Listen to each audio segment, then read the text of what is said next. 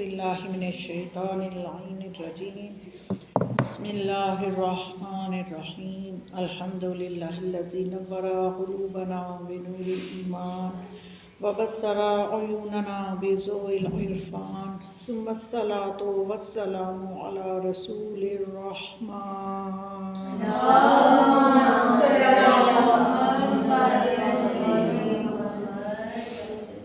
ثم الصلاة والسلام على قاضي دينه ومنفذ أحكامه ومروج الإيمان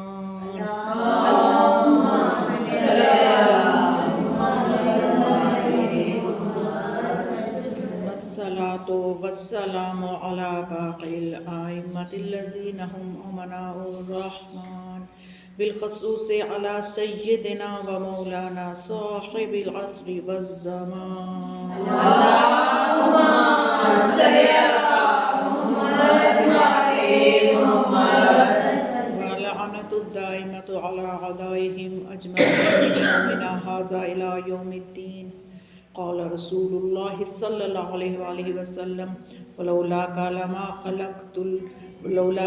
خلقت الافلاق ولولا علی لما خلقتك ولولا فاطمہ لما خلقتكما صلوات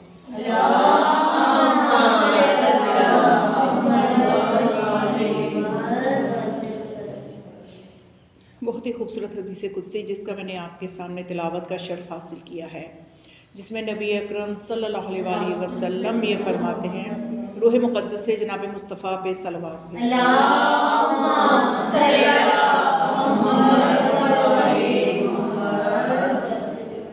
آپ فرماتے ہیں کہ خدا نے یہ فرمایا، خدا یہ کہہ رہا ہے وَلَوْلَاكَ لَمَا خَلَقْتُ الْأَفْلَاقَ، اے میرے رسول اگر میں نے تجھے خلق نہ کرنا ہوتا تو میں زمین و آسمان کو، افلاق کو خلق نہ کرتا، اور اگر میں نے علی کو خلق نہ کرنا ہوتا تو میں تجھے خلق نہ کرتا۔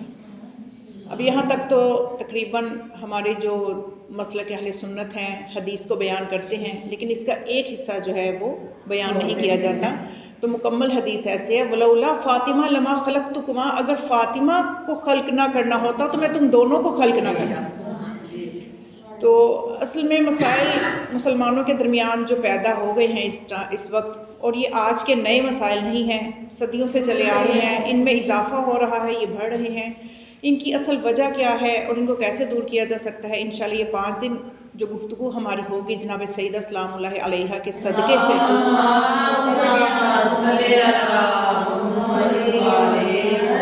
اس میں کوشش کروں گی کہ ہم اپنے عقیدے کے حوالے سے، ہم اپنے عقیدے کو دلائل سے سمجھیں، کیونکہ جب تک ہم اپنے عقیدے کو عقلی دلائل سے، قرآن و حدیث کے دلائل سے نہیں سمجھیں گے تو اس وقت جو طوفان آ رہا ہے، قرب ظہور کا زمانہ ہے، اور روایات میں یہ چیز واضح ہے کہ قرب ظہور جب نزدیک کا جو زمانہ ہوگا اس میں لوگ اپنے ایمان سے ہاتھ دھو بیٹھیں گے، یعنی حالات ایسے ہو جائیں گے کہ صبح کے وقت ایمان پہ ہوں گے، شام تک ایمان سے فارغ ہوں گے، صبح پھر ایمان لے آئیں گے، شام کو پھر ایمان سے فارغ، یعنی اس طرح کی ایک مذاق کی صورت بن جائے گی۔ اور آپ دیکھ لیجئے کہ کیا ہوتا ہے کہ ایک بندہ اچھا خاصا پڑھا لکھا انسان آپ کو کہہ رہا ہوتا ہے کہ ہاں جی میرا یہ ایمان ہے، میرا یہ عقیدہ ہے، یوٹیوب پہ ایک ویڈیو دیکھتا ہے تو ایمان سے فارغ ہو جاتا ہے۔ ہماری اگلی نسلیں اس وقت بہت ضرورت ہے ان کو بچانے کی، اس وقت شیطان یہ جو دجال ہے وہ تو آ چکے ہیں، دجال تو ہمارے ہاتھوں میں ہے، اس وقت تو دجال ہر گھر میں موجود ہے، کون سے دجال کا انتظار ہے؟ دجال کا کام کیا ہے، وہ کیا کرے گا؟ عقیدوں کو خراب کرے گا، اور وہ جہنم کو جو جانے والا راستہ ہے اس کو خوشنما کر کے دکھائے گا، اور جو جنت کو جانے والا راستہ ہے اس کو بدنما کر کے دکھائے گا۔ افلاس اتنی بھوک و افلاس اتنی بڑھ جائے گی تو وہ رزق کی جو ہے نا لوگوں کو آفر کرے گا، اس کے پاس رزق لوگوں کو دکھائے گا کہ میں اتنا رزق رکھتا ہوں، یعنی جن جن چیزوں کی کمی ہوگی، شارٹیج ہوگی، اس کے پاس وہ فراواں ہوگی، تو کیا ہوگا کہ انسان اپنے نفس کے ہاتھوں مجبور ہو کے ادھر کو جانا شروع ہو جائیں گے۔ تو بہرحال مقصد یہ ہے کہ یہ ایام فاطمیہ جو ہیں ان کو ہم نے محرم کی طرح منانے کی طرف لے کے آنا ہے۔ ہمارا مقصد ہدف کیا ہونا ہے؟ ماشاءاللہ آپ خوش نصیب ہیں کہ آپ جناب سیدہ کا ذکر سننے کے لیے آئی ہیں، بانیان مجلس، بہت ان کو اللہ نے توفیق دی ہے، چننے ہوئے لوگ ہوتے ہیں، خدا چنتا ہے میں نے کس بندے سے کیا کام لینا ہے، جن پہ موریں لگتی ہیں وہی کرتے ہیں۔ جی بالکل، ان کو چنا گیا کہ یہ انعقاد کریں، منظم کریں مجالس کو، رکھیں بی بی کے نام کی مجلس سے، ان کو یہ توفیق دی، آپ کو توفیق دی، آپ گھر سے چل کے آئیں، اب زندگی کے بہت سے کام ہیں، وقت تو کسی کے پاس نہیں، ہر کوئی یہی کہتا ہے، لیکن آپ اپنی خوش نصیبی دیکھیے کہ آپ کو توفیق جب مل گئی، آپ نے ہر کام کو پیچھے کر دیا کہ میں نے بی بی کی مجلس پہ جانا ہے۔ یہ وہ محبت اور معرفت ہے جو آپ کو کھینچ کے لائی ہے، اور ہر کسی میں نہیں ہوتی۔ کون ہے باقی کیوں نہیں آئے؟ اس لیے کہ جس کو توفیق ملی وہی آیا۔ تو جس بندے سے کام لینا ہے، اب جہاں باطل اپنا کام کر رہا ہے، امام اپنا کام کر رہے ہیں، امام اپنا لشکر تیار کر رہے ہیں، انہیں پتہ ہے کس جگہ پہ کس بندے کو پڑھانا ہے، کس جگہ پہ کس بندے کو پڑھنا چاہیے، کہاں کس بندے کی ضرورت ہے، وہ اپنا نظام چلا رہے ہیں۔ تو ظہور امام جو ہے، امام پردہ غیبت میں بھی ویسا نہیں ہے کہ وہ پردہ غیبت میں آرام سے بیٹھ کے انتظار کر رہے ہیں کب لشکر تیار ہو، تو وہ تو اپنا کام کر رہے ہیں پردہ غیبت میں، اپنی ذمہ داریاں جو امامت کی سنگین ذمہ داریاں ان پہ ہے، اور سب سے سخت ذمہ داری ہمارے زمانے کے امام کے کندھوں پہ ہے کہ ان کا زمانہ غیبت اتنا طوالت اتنا طویل ہو گیا ہے کہ مولا کو انتظار کرنا پڑ رہا ہے۔ مولا تو غائب نہیں ہے، حاضر ہیں، غائب تو ہم ہیں، اپنے مقصد سے غائب ہیں، اپنے میدان میں ہم حاضر نہیں ہیں، ہم اپنی دنیا داری میں کھوئے ہوئے ہیں۔ یہ تو صرف تو اس لیے وہ غائب ہے۔ جی بالکل۔ تو اب یہ جو ایام فاطمیہ ہے، معصوم فرماتے ہیں جتنے یہ منظم ہوں گے، یہ معصوم فرما چکے ہیں، جتنے یہ منظم ہوں گے یہ ظہور امام اتنا نزدیک ہو جائے گا۔ اور دیکھیے آپ بھی خود دیکھیں گے کہ کچھ سال پیچھے چلے جائیں تو ایام فاطمیہ اتنے منظم نہیں تھے، اب یہ منظم ہو رہے ہیں اور یہ مزید ہوں گے اور واقعاً یہ محرم کی شکل اختیار کریں گے۔ اور اگر ہم نے ایام فاطمیہ پہ اسی طرح سے محرم کی طرح ہم نے اپنا وقت نکالا ہوتا، محرم کی طرح ان کو، تو جو محرم نے ہمیں فائدہ دیا وہ ایام فاطمیہ سے بھی ہوتا۔ محرم سے ہمیں کیا فائدہ ملا کہ محرم جب عام ہوا تو لوگوں کو اب یہ احساس ہے کہ وہ مولا حسین کے دشمنوں کے ناموں پہ اپنے بچوں کے نام نہیں رکھتے۔ اگر ایام فاطمیہ بھی منظم ہوتے تو آج بی بی کے دشمنوں کے ناموں پہ بھی اپنے بچوں کے نام نہ رکھتے، لیکن چونکہ ہم نے اس پہ اتنا تاریخ میں آج تک اتنی محنت نہیں ہوئی، اتنا وقت ہم نے ایام فاطمیہ کو بھی منظم نہیں کر پائے، تو آج بی بی کے دشمنوں کے ناموں پہ لوگ فخر سے نام رکھتے ہیں، برکت سے، ان کو وہ برکت سمجھتے ہیں۔ تو وہ اب ہم نے اس اسٹیج تک لے کے آنا ہے کہ جس طرح سے مولا حسین کے دشمنوں کے ناموں پہ لوگ نام نہیں رکھتے، کبھی وہ وقت بھی آ جائے کہ جناب سیدہ کے دشمنوں کے ناموں پہ بھی نام رکھنا منع ہو جائے، اتنا شعور اس امت مسلمہ کو آ جائے۔ تو وہ تبھی آ سکتا ہے کہ جب ہم بی بی کے ایام کو منظم کریں گے۔ جی آپ ان مجالس کو بڑھائیں، اور واقعی سال بہ سال یہ سلسلہ منظم ہو رہا ہے، بڑھ رہا ہے، اور آپ ہر کوئی اپنے گھر میں ذکر رکھے بی بی کا۔ اس کے لیے ضروری نہیں کہ بہت بڑا مجمع ہو، وہ ہستیاں نہ تو مجمع مانگتی ہیں نہ وہ صرف خلوص مانگتی ہیں۔ خلوص سے ہر بندہ اپنے گھر میں اپنے گھر کے 4 افراد کو بٹھا کے تو بی بی کا ذکر کریں، بی بی کے معجزات، ان کا علمی مقام، ان کی عظمت، ان پہ آنے والی مصیبتیں، ان کا ذکر کریں، تو یہ مجلس ہو گئی۔ اور یہی قبولیت والی مجلس ہے کہ جس میں پڑھنے والا بھی مخلص، سننے والے بھی، کروانے والے بھی، ایسی ہی مجالس ظہور امام کا وسیلہ بنے گی۔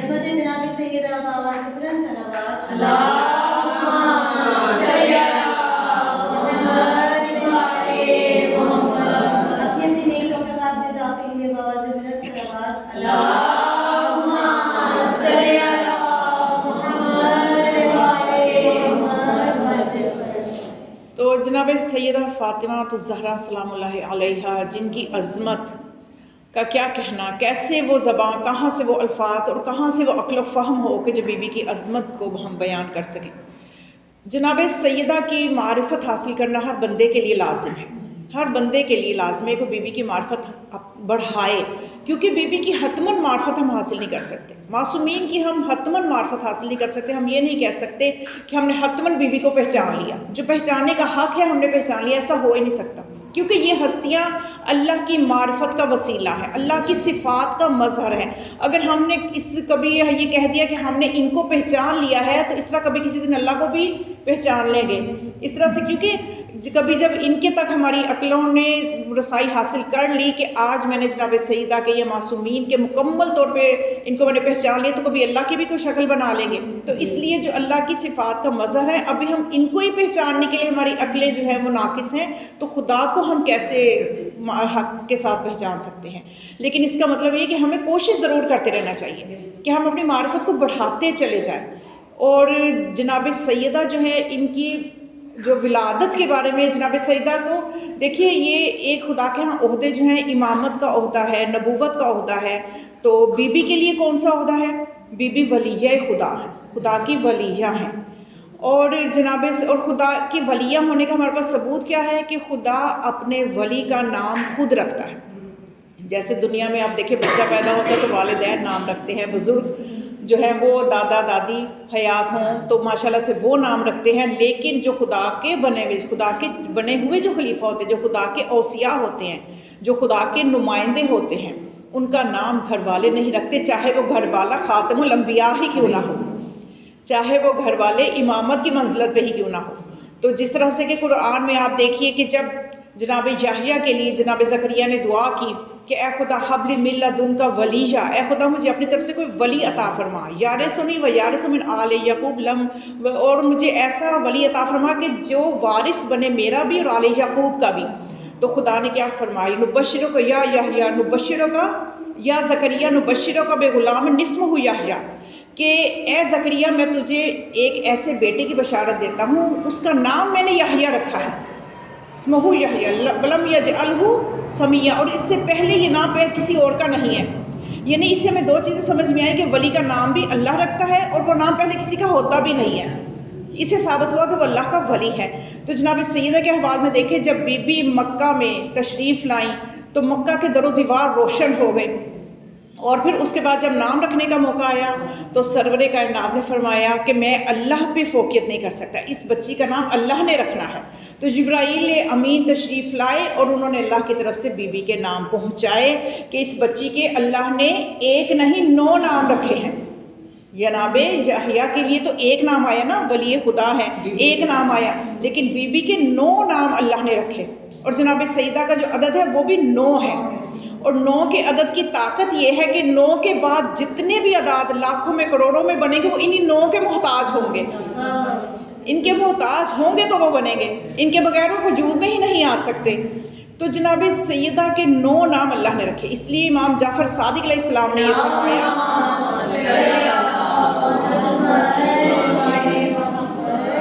کہ ہماری جدہ کے لیے عند اللہ 9 اسماء، کہ ہماری جدہ فاطمہ کے اللہ کے ہاں 9 نام ہیں، اور ہر نام اپنے اندر ایک ایسی برکت اور مطابقت بی بی کی شخصیت کے مطابق رکھتا ہے کہ جس کو عام بندہ ان فضائل کو پہنچ نہیں سکتا. اب دیکھیے گھر والے جب کوئی نام رکھتے ہیں تو ممکن ہے کوئی اپنے بچے کا نام محبت میں علی شیر رکھ دیں، شیر علی رکھ دیں، اور وہ بچہ ہو کہ چوہے سے بھی ڈر جائے.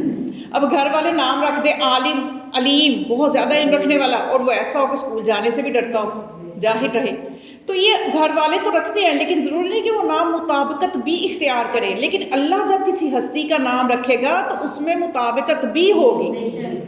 اللہ جب نام رکھے گا تو وہ کسی جذبے یا کسی جوش میں نہیں ہوں گے، وہ حکمت اور مصلحت کے ساتھ ہوں گے. اب بی بی کے جو 9 نام اللہ نے رکھے، فاطمہ، صدیقہ نام جب ہم بچوں کے رکھتے ہیں تو اس کو عموماً غلط بولا جاتا ہے، پھر وہ نام پہ بھی شخصیت پہ بھی اسی طرح کے اثرات آتے ہیں. تو اس صاد کے نیچے زیر ہے، صدیقہ، ہم صدیقہ کہتے ہیں. صدیقہ بی بی کا نام اللہ کی طرف سے جو 9 نام آئے ہیں، فاطمہ، صدیقہ، محدثہ، مبارکہ، راضیہ، مرضیہ، زکیہ، زہرا، یہ وہ نام ہیں جو اللہ نے اس شہزادی کے رکھے. اور پھر دوسری کیا نشانی بھی خدا نے آیت میں کیا فرمایا، وَلَمْ نَجْعَلْهُ سَمِيًّا، اور یہ نام ہم نے پہلے کسی کا نہیں رکھا. اے زکریا آپ کو جو بیٹا دیا اس کا نام یحییٰ ہے، اور یہ یحییٰ نام ایسا ہے کہ پہلے کسی کا نہیں ہے. تو یہ بھی ایک نشانی ہے، جو ولی کا نام ہوتا ہے یا ولیہ خدا کا نام ہوتا ہے وہ پہلے کسی کا نہیں ہوتا. لیکن آپ یہاں سوچیں گی کہ جناب سیدہ کے آنے سے پہلے یہ نام فاطمہ موجود تھا.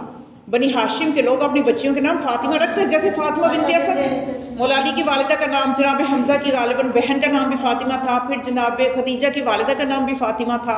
تو یہ بنی ہاشم میں نام رکھا جاتا تھا، تو وہ بھی بی بی کی برکت سے رکھا جاتا تھا. وہ اس لیے کہ وہ لوگ جانتے تھے بنی ہاشم کا جو گھرانہ تھا ان میں یہ بات مشہور تھی کہ ایک آخری نبی آئے گا، اس کی ایک بہت لاڈلی اور اکلوتی بیٹی ہوگی، عظمت والی بی بی ہوگی، اس کا نام فاطمہ ہوگا. اس محبت میں وہ نام فاطمہ رکھتے تھے. اور جہاں بھی کوئی 3-4 فاطمہ نام کی خواتین اکٹھی ہوتی تھی تو کہا جاتا تھا فواتم بیٹھی ہوئی ہے، فاطمہ کی جمع فواتم، کہ یہاں پہ فواتم بیٹھی ہوئی ہیں. جس طرح سے دیکھیے ہمیں اپنے امام کے بارے میں ہم اپنے بچوں کے نام مہدی رکھتے ہیں کہ ایک امام ہے جو پردہ غیبت میں جس نے ظہور فرمانا ہے، ہم ان کی محبت میں بچوں کے نام مہدی رکھتے ہیں. اسی طرح سے بی بی کی محبت میں ہی وہ نام رکھا جاتا تھا. بی بی کی محبت میں اپنی بچیوں کے نام فاطمہ رکھتے تھے. تو جو اللہ کی طرف سے انعام آیا تو جناب سیدہ کونین کے لیے آئے. ان کی روح مقدس کے لیے صلوات پڑھیں.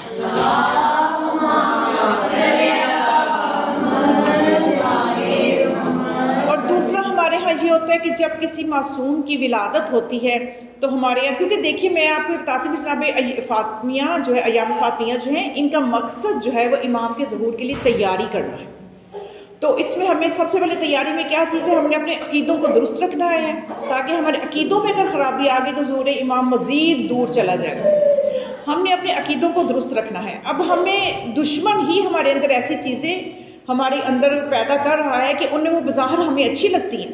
ہم عقیدے میں وہ جس کو کہتے ہیں نا کہ بغیر علم کے اندھی عقیدت، اس میں جا کے ہم ان چیزوں کو اپنا لیتے ہیں اور بعد میں پتہ چلتا ہے یہ ہمارے اندر رکھنا ڈالنے کے لیے پیدا کی گئی تھی اور وہ ہمارے لیے ہی مسئلہ بن جاتی ہیں اور بلکہ ان ہستیوں کی شان کو بلند کرنے کے بجائے کم کر رہی ہوتی ہیں. اب جیسے ایک چیز انہوں نے ہمارے اندر ہی کہ اب ظہور کا لفظ کہنا شروع کر دیا کہ ظہور ہوا، نزول ہوا، تو ہم سمجھتے ہیں کہ ہم کسی معصوم کی ولادت پہ یہ لفظ کہتے ہیں ظہور، تو ہم شاید ان کی بڑی عظمت کو بڑھا رہے ہیں. بڑھا نہیں رہے ہیں، کم کر رہے ہیں. کیوں؟ اس لیے کہ دیکھیے ظہور یا نزول جو ہے نا، وہ نزول فرشتوں کا ہوتا ہے. فرشتے اشرف مخلوق نہیں ہیں، اشرف المخلوقات انسان ہیں. اشرف المخلوقات کے لیے قرآن میں بھی ولادت کا لفظ آئے گا. اور اشرف المخلوقات، اب ہم سمجھتے ہیں کہ شاید ہم نے نزول کا لفظ استعمال کر کے فرشتوں، تو ہم فرشتوں کے برابر کر دیا. فرشتے سے بہتر ہے انسان بننا. تو انسانیت کا رتبہ فرشتوں سے بلند ہے.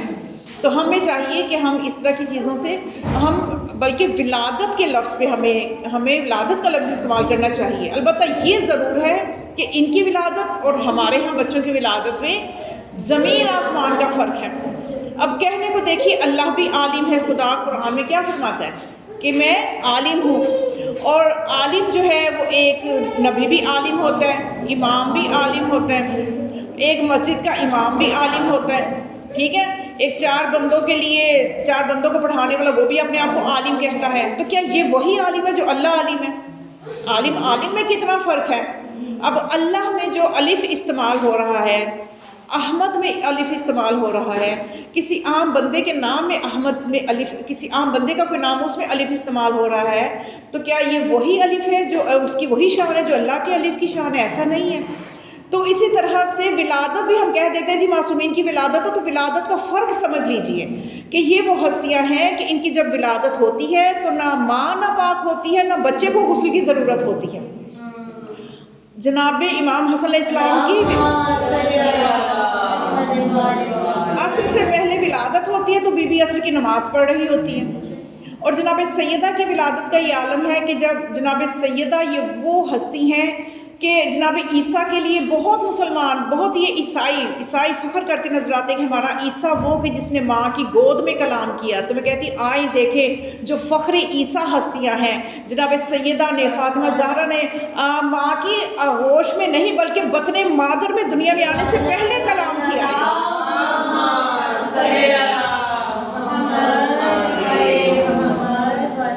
بطن مادر میں کلام کیا ہے. اور جسی طرح سے مولا حسین علیہ السلام کا ملتا ہے کہ جب وہ بطن مادر میں تھے تو اپنے والدہ گرامی سے کلام کیا کرتے تھے اور بی بی گریا کرتی تھی.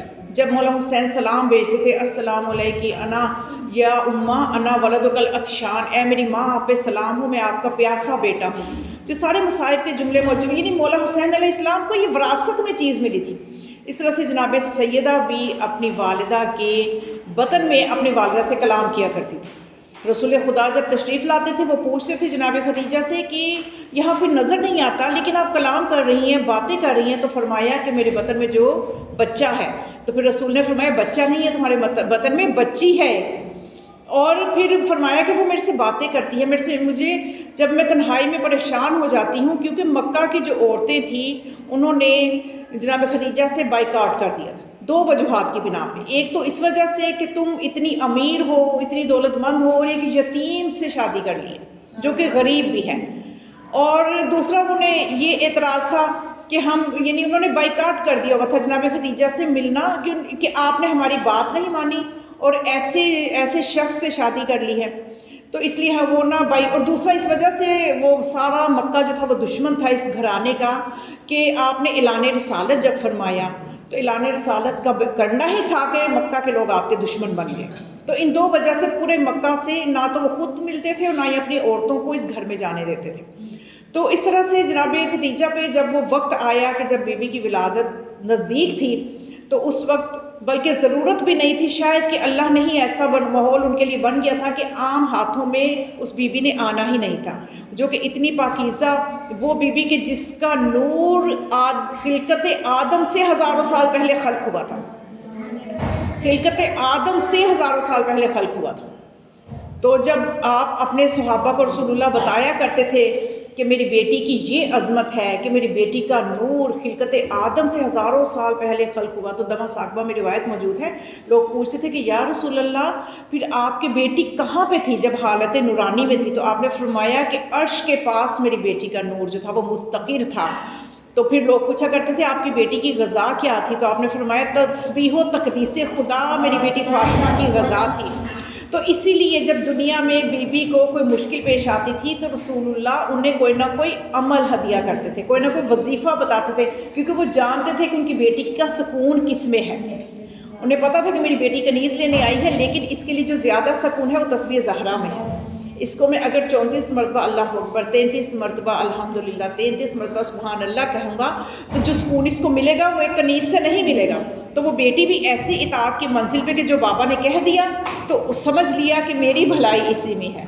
پھر اس کے علاوہ جب ایک مرتبہ جناب سیدہ کے گھر رسول اللہ تشریف لائے تو جناب سیدہ جو ہیں ان کو رسول اللہ نے فرمایا کہ اے میری بیٹی جب بھی رات کو سونے لگو، بھی یہ بی بی کے ممبر کے صدقے سے آپ کو بھی ہدیہ کر رہی ہوں، آپ بھی یہ چیزیں آج سے اپنی زندگی میں لے ہیں تو دیکھیے جناب سیدہ کا قرب ہمیں مل جائے گا. تو اپنی بیٹی سے فرمایا اے میری بیٹی رات کو سونے سے پہلے قرآن ختم کیا کرو، اور رات کو سونے سے پہلے تمام انبیاء کا حق ادا کیا کرو، اور رات کو سونے سے پہلے تمام مومنین و مومنات کو راضی کر کے سویا کرو، اور رات کو سونے سے پہلے ایک حج عمرہ بھی کر لیا کرو. اب وہ بی بی نے دیکھا کہ بابا نے یہ فرمایا اور نماز شروع کر دی. اب بی بی وہاں انتظار فرما رہی ہے کہ میرے بابا نماز ختم کرے تو پوچھوں. جب نماز ختم کی تو پوچھا، کہنے لگی کہ بابا اتنے کام سونے سے پہلے کیسے ہو سکتے ہیں؟ تو آپ نے فرمایا اے میری لختے جگر، اے میرے سکون کا باعث بیٹی، اے میری انسانی شکل میں حور بیٹی، معاملہ اس طرح سے ہے کہ رات کو سونے سے پہلے اگر آپ 3 دفعہ سورہ توحید پڑھ لیں گی تو پورے قرآن کا ثواب مل جائے گا. اور رات کو سونے سے قبل اگر آپ مجھ پہ اور میری آل پہ درود بھیج دیں گی تو آپ نے میرا حق ادا کر دیا. اور سونے سے پہلے آپ تمام انبیاء کو سلام کہہ دیں گی تو آپ نے تمام انبیاء کو کے حق کو ادا کر دیا. کس طرح سے؟ بس آپ ایسے سلام علی الانبیاء والمرسلین، یہ بس اتنا سا جملہ. تو جب آپ انبیاء پہ سلام بھیجیں گے تو وہ آپ سے راضی ہی ہوں گے. تو پھر اس کے بعد یہ کہ حج عمرے کی جہاں تک بات ہے تو آپ سونے سے پہلے ایک مرتبہ تسبیح اربعہ سبحان اللہ والحمد للہ ولا الہ الا اللہ واللہ اکبر، یہ ایک مرتبہ پڑھ لیں تو آپ کو حج عمرے کا ثواب مل جائے گا. یعنی یہ در اہل بیت وہ در ہے کہ یہاں پہ سخاوت کے دریا بہتے ہیں، یہاں سے کوئی مایوس نہیں جاتا. اب اگر کوئی اتنا کچھ نہیں پڑھ سکتا اس کے لیے آسان رستے بھی موجود ہیں کہ آپ اتنا کر لو، آپ یہ کر لو. جیسے کہ ایک شخص ہے نا، وہ مولا کے پاس آیا اور آ کے کہتا ہے کہ مولا کیا شب قدر واقعی اتنی افضل ہے کہ 1000 مہینوں سے افضل ہے؟ تو آپ نے فرمایا ایسے ہی ہے، یہ شب ایسی ہی ہے، 1000 مہینوں سے افضل ہے. تو پھر وہ کہنے لگا کہ یبنا رسول اللہ اگر کوئی سویا رہے اسے پتہ نہ چلے، اس شب کو نہ پا سکے تو پھر وہ کیا کرے؟ تو چونکہ اس در سے کوئی مایوس نہیں ہوتا تو آپ نے فرمایا کہ وہ اگر میری جدہ کے دشمنوں پہ لعنت بھیج دے تو اس کو شب قدر کا ثواب مل جائے گا.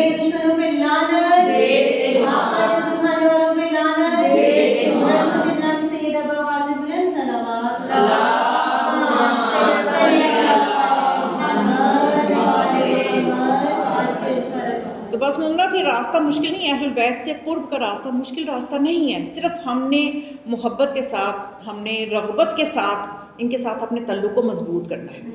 اب منزلیں بہت بڑی بڑی ہیں کیونکہ بی بی کی ذات خیر ہی خیر ہے، خیر من الف شہر. ان جیسے کہ وہ رات اپنی ابتدا سے آخر تک خیر ہی خیر ہے، تو جناب سیدہ شب قدر ہیں اور بی بی کی زندگی بھی خیر ہی خیر ہے. اور یہ بی بی کی زندگی کا خیر کب سے بٹنا شروع ہوا؟ ایسا نہیں ہے کہ بی بی جب دنیا میں تشریف لائیں تو خیر شروع ہوا، بلکہ عالم ارواح میں، عالم انوار میں بی بی فرشتوں کے لیے خیر و برکت کا باعث تھی.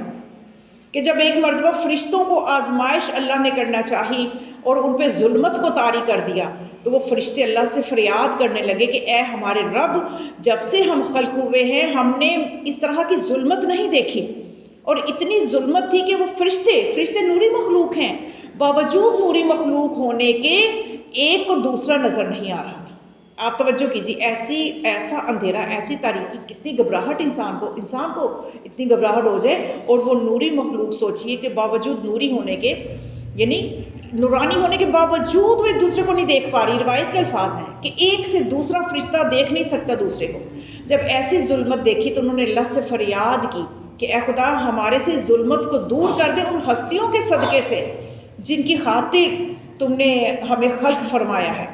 تو پھر خدا نے ان سے یہ کہا کہ میں اپنی کنیز خاص زہرا کے نور سے اس ظلمت کو دور کروں گا، اور اللہ نے اور زہرا کے نور کو، جناب سیدہ کے نور کو جب فرشتوں پہ معلق کر دیا تو اتنے روشنی ہو گئی کہ وہ فرشتے جو تھے تحت الثری تک دیکھنے چاہتے تھے تو دیکھ سکتے تھے، اور ساتوں آسمانوں تک دیکھنا چاہتے تھے تو دیکھ سکتے تھے۔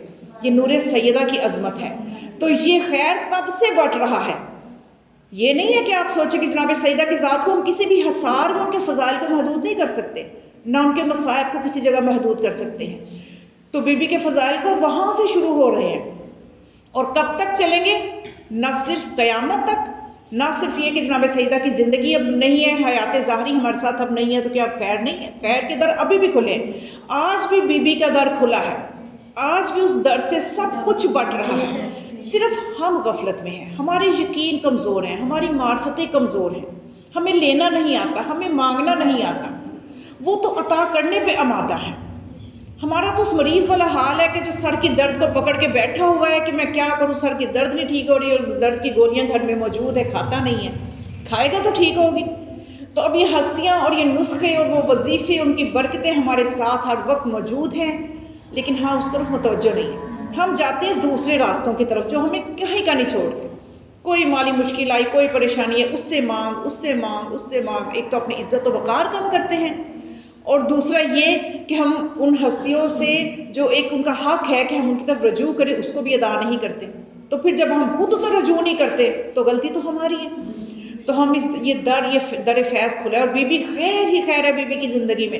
اب میں کون سا واقعہ آپ کے سامنے بیان کروں؟ مغرب نزدیک ہے انشاءاللہ، کل اگر وقت پہ مجلس شروع ہوئی تو بی بی کی جو لقب مبارکہ ہے تو اس پہ میں بات انشاءاللہ کروں گی کہ کہاں سے یہ برکتیں شروع ہوتی ہیں، اور صرف بی بی کی زندگی کے ساتھ ختم نہیں ہو جاتی بلکہ قیامت میں بی بی شفاعت کے لیے آمادہ ہے۔ لفظ اس میں فاطمہ کے 3 معانی ہیں، 3 معانی۔ کیا معانی ہے؟ معصومین کی روایات کی روشنی میں کہ اس میں خدا نے کیوں نام بی بی کا فاطمہ رکھا کہ لوگ جب اس سیدہ کی معرفت حاصل کریں گے تو جتنی یہ معرفت حاصل کریں گے جہنم سے نجات کا باعث بنیں گے، کیونکہ فاطمہ جو ہے یہ فتم سے ہے۔ فتم مطلب چھڑانے والی، جدا کرنے والی۔ جو بی بی کی معرفت حاصل کرے گا وہ جہنم سے جدا ہو جائے گا۔ پھر معصوم نے ایک اور معنی بتایا ہے، مولا نے فرمایا ان اللہ فاطمہ بالعلم، کہ جناب سیدہ کو ایسا علم عطا کیا ہے کہ اس علم کی وجہ سے بی بی کا مقام سب سے جدا ہو گیا۔ فتم کا مطلب جدا۔ اور پھر ایک اور معنی بتایا کہ جو فاطمہ کیوں نام رکھا؟ اس لیے رکھا کہ خدا نے ہر طرح کی نجاست اور پلیدی کو جناب سیدہ کی ذات سے دور رکھا ہے۔ یہ 3 معانی صرف اس میں فاطمہ کے ہیں، اور یہ ایک معانی جو ہے یہ ایک مجلس چاہتا ہے کہ اس پہ بحث کیجئے اور بتایا جائے، بی بی کی عظمت کے دروازے کھولے جائیں کہ کس طرح سے ایک اس میں فاطمہ پہ ہم بات کرتے رہے تو ہم مکمل طور پہ بات نہیں کر سکتے کہ ہماری عقلیں اس فضائل کا احاطہ ہی نہیں کر سکتی۔ تو جناب سیدہ کی زندگی خیر ہی خیر بانٹتی ہے، خیر ہی خیر، اور یہ خیر بانٹتے ہوئے یہ نہیں دیکھتے کہ یہ ہمارا ہے تو یہ ہمارا نہیں ہے۔ ہماری معرفت میں نے بتایا نا کمزور ہے۔ ہمارے یہاں کیا ہوتا ہے، ذرا سے کوئی مسئلہ ہوا یا کوئی منت مانی یا کچھ ایسا ہوا، اس کو دان بس اب میں نے یہ ادا نہیں کی نا، بیوی تو میرے سے ناراض ہو گئی، میں نے تو یہ چیز، وہ ناراض نہیں ہوتی، وہ خدا کے کرم کا مظہر ہے۔ اور خدا کے کرم کا ہم کوئی احاطہ کر سکتے ہیں؟ خدا کا کرم کیا ہے؟ یہودیوں کو بھی دے رہے ہیں، مشرکوں کو بھی دے رہے ہیں، منافقین کو بھی دے رہے ہیں، سب کو کھلا رہا ہے۔ وہ کہتے ہیں کہ یہ توحید کا کلمہ نہیں پڑھتے، ان کے ہاں فضلیں نہیں اگیں گی، یہ کافر ہے، مشرک ہے، ان کے ہاں جو ہے میں بارشیں نہیں برساؤں گا۔ نہیں، ایسا نہیں ہے۔ وہ جیسے ہے نا جناب ابراہیم علیہ السلام، ان کے پاس ایک دفعہ ایک سائل آیا، اور ابراہیم علیہ السلام جو ہیں ان کی یہ عادت تھی کہ وہ کسی نہ کسی مہمان کو شریک کر کے کھانا کھاتے تھے۔ تو ایک دفعہ بیٹھے رہے، کوئی مہمان ہی نہیں آیا اور وہ کھانا ہی نہ کھائے، ان کی عادت ہی مہمان آئے کہ کوئی آ جائے، سوال ہی آ جائے، میں بٹھاؤں گا تو پھر ہی کھاؤں گا۔ دیکھیے ذرا، ایک تو پہلے یہ سوچیں کہ کیا اپروچ جناب ابراہیم کی، کیا محبت تھی۔ آج ہم کہتے کوئی آ نہ جائے، اتنا محدود سا ہی پکایا ہوا، کوئی آ نہ جائے، خود ہی تھوڑا سا الگ ہو کے کھا لے تو اچھا ہے۔ یہ پھر ہماری زندگی میں برکت کہاں سے آئے؟ ہم کیسے قرب حاصل کریں ان ہستیوں کا؟ ابھی جناب ابراہیم کھانا رکھ کے بیٹھے ہوئے ہیں کہ کوئی آئے گا تو میں پھر ہی کھاؤں گا۔ اتنے میں دروازہ بجائے تو ایک سوال ہی تھا کہ اللہ کے نام نہیں، وہ کہتے مجھے کچھ کھانے کے دیں، میں بھوکا ہوں۔ تو جناب ابراہیم علیہ السلام نے کہا تو پہلے انتظار کر رہا تھا، آئیں بیٹھے تشریف رکھیں کھانا کھائیں۔ اور جب کھانا شروع کرنے لگے تو ابراہیم علیہ السلام نے فرمایا چلیں بسم اللہ کیجیے۔ اس نے کہا کون سا اللہ؟ میں تو کسی اللہ کو نہیں جانتا۔ تو ابراہیم علیہ السلام نے کہا کہ اچھا اگر آپ اللہ کو نہیں جانتے تو میں آپ کو نہیں جانتا، میں آپ کے ساتھ کھانا نہ کھاؤں گا تو نہ ہی میں آپ کو کھانا آفر کر سکتا ہوں، آپ جائیں اپنے کام پہ، جہاں جس طرف جانا چاہتے ہیں جائیں۔ تو وہ سائل جب اٹھ کے گیا تو فوراً جبرائیل آئے ابراہیم علیہ السلام کے پاس کہ ابراہیم آج تک میں نے یہ نہیں کہا کہ کوئی کافر ہے، مشرک ہے، تمہیں روزی نہیں دوں گا، تو تم نے ایسا کیوں کیا میری مخلوق کے ساتھ؟ اب ابراہیم سمجھ گئے اور جا کے دوڑ کے اس کو بلا کے لائے اور اپنے ساتھ کھانا کھلایا۔ تو یہ چیز ہے کہ بی بی کی زندگی جو ہے یہ خیر ہی خیر بڑھتا ہے ان کی زندگی میں۔ تو لیکن مسئلہ صرف یہ ہے کہ اس خیر والی بی بی کی عظمت کو کوئی سمجھا نہیں ہے۔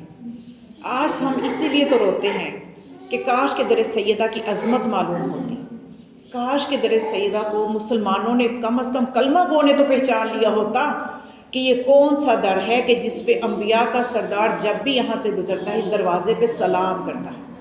لیکن افسوس ہے ایسی امت پہ کہ آج لوگ یہ کہتے نظر آ رہے ہیں، کیونکہ ظہور امام کے نزدیک کا زمانہ، منافقتیں کھل کے سامنے آ گئی ہیں۔ آج سوشل میڈیا پہ کھل کے سامنے آ کے کہہ رہے ہیں، آپ کے سامنے میں نام لینے کی محل گنجائش نہیں ہے، آپ خود سے دیکھ لیجئے گا کہ ایسے لوگ موجود ہیں کہتے ہیں ایسا کچھ ہوا ہی نہیں ہے، کوئی در زہرا کو نہیں جلایا گیا، ایسا کچھ بھی نہیں ہوا۔ یہ شیعہ بلا وجہ برانگیختہ کرتے ہیں، جوش پیدا کرتے ہیں، رولاتے ہیں۔ تو میں کہوں گی ایسے عقل کے اندھو، تم تو یہ کام کر رہے ہو کہ تم نکلے سورج سے انکار کر رہے ہو، اظہر من الشمس جو باتیں، تم سورج نکلا ہوا ہے اور تم کہہ رہے ہو سورج نہیں نکلا ہوگا۔ تو یہ اپنی کتابیں دیکھیں اٹھا کے، سینکڑوں روایات میرے سامنے ہیں، جو چاہتا ہے کہ مجھے اہل سنت کی روایات دکھائیں تو میں دکھانے کو تیار ہوں۔ جناب سیدہ کی ذات پہ، ان پہ جو بھی ظلم امت نے کیا، ایک ایک ظلم اہل سنت کی کتاب میں لکھا ہوا ہے۔ بلکہ جب مطالعہ کرنے بیٹھو، تحقیق کرنے بیٹھو تو پتہ چلتا ہے کہ جو چیزیں ابھی ہماری کتابوں میں بھی نہیں ہیں، ایسے ظلم، ایسی روایتیں ان کے راوی، ان کے بڑے لکھ گئے ہوئے ہیں۔ ایک روایت جو ہے وہ اس طرح سے ملتی ہے کہ جناب سیدہ سلام اللہ کا کمسنی کا زمانہ تھا کہ اپنے بابا کے سامنے سے ایک مرتبہ گزری، تو روایت میں ہے کہ جناب رسول خدا نے گریا شروع کر دی۔ ابھی مکہ میں ہے، بی بی کمسن ہے، اور جناب رسول خدا نے گریا شروع کیا تو ایک ان کی زوجہ پاس بیٹھی ہوئی تھی، وہ پوچھنے لگی کہ یا رسول اللہ آپ جناب فاطمہ کو دیکھ کے تو گریا کیوں کر رہے ہیں، آپ نے گریا کیوں بڑھا دیا؟ تو آپ نے فرمایا کہ میں جب اس بچی کو دیکھتا ہوں تو مجھے یہ خیال آ جاتا ہے کہ اس کے ساتھ میرے بعد جو امت سلوک کرے گی، میں اس سلوک کی وجہ سے روتا ہوں کہ یہ میری وہ بچی ہے کہ جس کی حرمت کو پامال کیا جائے گا، میری یہ وہ بچی ہے کہ جس کے ورثے سے اس کو انکار کیا جائے گا، اس کے ورثے پہ قبضہ کیا جائے گا، یہ میری وہ بچی ہے کہ جس کی پسلیوں کو توڑا جائے گا۔ رسول اللہ اپنی زندگی میں جب اپنی بیٹی کو دیکھا کرتے تھے، آپ تصور کیجئے کہ کوئی ایسے ماں باپ ہوں کہ جو یہ جانتے ہوں کہ ہمارے بچوں کے ساتھ کیا سلوک ہونا ہے، وہ اپنے بچوں کے لیے کس طرح دن رات غم زدہ رہتے ہوں گے۔ تو تاریخ نے بتایا کہ رسول اللہ اکثر ملتا ہے کہ جناب سیدہ کے فضائل بیان کرتے کرتے رونا شروع کر دیتے تھے، اور آپ نے امت کو واضح طور پہ بتا دیا تھا کہ یہ وہ میری بیٹی ہے کہ جو اس سے راضی ہوگا، جس سے یہ راضی ہوگی، اللہ بھی صرف اسی سے راضی ہوگا۔ اس کے باوجود امت کی جرأت دیکھیے، امت کی جرأت دیکھیے کہ آج یہ کہہ رہے ہیں کہ ایسا کوئی واقعہ ہی نہیں ہوا، تو کہاں لے کے جائیں گے ان روایات کو؟ پھر افراد السمتین یہ ہماری کتاب نہیں ہے، اہل سنت کی کتاب ہے، اس میں واقعہ درج ہے کہ جناب سیدہ جو ہیں ان کی مظلومیت کے، ان کے در کو کس طرح سے یہ روایت وہاں موجود ہے کہ جناب رسول خدا نے جو واقعات بتائے تھے کہ میری بیٹی کے ساتھ ایسا ایسا سلوک ہوگا، تو بالکل اسی طرح سے وہ وقت آیا کہ جناب سیدہ کے بابا کا ابھی کفن بھی میلا نہیں ہوا تھا۔ جناب سیدہ کے بابا کا بھی کفن، اور امت نے کیسا پرسہ دیا کہ لوگ جناب سیدہ کے گھر آئے، بی بی سمجھی کہ میرے باپ کا پرسہ دینے کے لیے آئے ہیں، لیکن وہ پرسہ دینے کے لیے نہیں آئے تھے، ان کے ہاتھوں میں آگ تھی، لکڑیاں تھیں، اور وہ کہہ رہے تھے علی کو باہر بھیجے بیعت کے لیے ورنہ اس گھر کو آگ لگا دیں گے۔ ابھی بی بی اپنے باپ کے غم میں بیٹھی ہوئی تھی، اور جناب سیدہ کو میں بتاؤں دو جملے ایسے، دو چیزیں ایسی ہیں کہ بی بی بہت شکایت ان کی کریں گی اپنے بابا سے۔ ایک تو بی بی کو یہ بات کھا گئی کہ جو دربار میں بابا کے ممبر پہ بیٹھا ہوا یہ شخص کہہ رہا تھا کہ آپ کے گواہ سچے نہیں ہیں، اور جب وہ منزل بی بی کی زندگی کی سخت ترین منزل تھی کہ آیت تطہیر کی وارث بی بی کو دربار میں یہ کہنا پڑا کہ میں جھوٹ نہیں بولتی، بی بی کو یہ کہنا پڑا کہ میں جھوٹ نہیں بولتی۔ اور دوسرا شکوہ جو بی بی سب سے پہلے اپنے بابا سے کرے گی وہ یہ کرے گی کہ بابا آپ کی امت نے آپ کی زہرا کو رونے بھی نہیں دیا۔ بی بی اپنے گھر میں بیٹھ کے نہیں رو سکتی۔ مومنات، آج ہم اپنے گھروں میں آزاد ہیں، ہم اپنے گھروں میں بیٹھ کے ماتم و گریہ کر سکتے ہیں۔ ذرا مدینے کا وہ ماحول تصور کیجئے، یہ کیا ہو گیا سارے مدینے والوں کو کہ انہوں نے ابھی چند روز پہلے دیکھتے تھے کہ کس طرح سے باپ اپنی بیٹی کے احترام کے لیے کھڑا ہوتا ہے، آج اسی بیٹی کی رونے پہ پابندی لگائی جا رہی ہے۔ اور پھر وہ بی بی مجبور ہو گئی کہ دور جب میدان احد میں اپنے دادا حمزہ کی قبر پہ جا کے بی بی رویا کرتی تھی۔ یہ جو آپ زیارات پہ جائیں تو آپ جو میدان احد دیکھتے ہیں، بسوں پہ سوار ہو کے جاتے ہیں، یہ جنگل ہوا کرتا تھا۔ اور عمر بن لبید راوی ہے، وہ یہ کہتا ہے کہ میں ایک دفعہ جنگل سے گزر رہا تھا، مجھے ایک خاتون کے دردناک گریہ کی آواز آئی، میں پاس گیا، جا کے حسن و حسین کو دیکھا، سمجھ گیا یہ تو بنت رسول ہے، اور میں پاس گیا اور جا کے میں نے کہا کہ اے بنت رسول ہے، بنت محمد، آپ اتنا گریہ کیوں کر رہی ہیں؟ تو بی بی نے فرمایا جب امت گھر میں بیٹھ کے نہیں رونے دے گی تو زہرا جنگلوں میں جا کے روئے گی۔ جنگلوں میں کیا درد تھے بی بی کے، کیا درد تھے بی بی کے کہ بی بی 18 سال کی عمر میں موت کو مانگ رہی ہے۔ کبھی کوئی ایسی ماں آپ نے دیکھی ہو کہ چھوٹے چھوٹے بچے بھی ہوں، محبت کرنے والا شوہر بھی ہو، اس کے باوجود وہ بی بی یہ کہتی نظر آئے عجل وفاتی، اے میرے اللہ